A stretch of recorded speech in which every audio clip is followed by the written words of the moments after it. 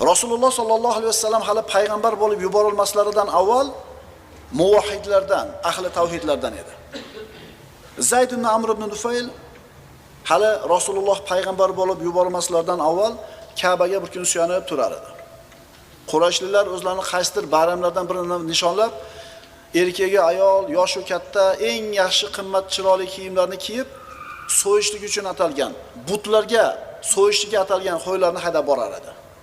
Ularni ko'rib turib aytar edi: "Ey Qurayshlilar, bu qo'yni Alloh yaratgan bo'lsa, osmondan suvni tushirib bergan Alloh bo'lsa, ko'katlarni undirib bergan Alloh bo'lsa, shukronasiga Allohga so'yish o'rniga bu qo'yni butlarga tab so'yasizlarmi?"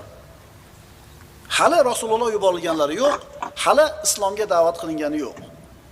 Bu qissa nimaga dalolat qiladi? Shuncha ne'matni Alloh o'zi bergan bo'lsa-yu, sizlar uni qo'yib boshqaga sig'inayotgan bo'lsanglar.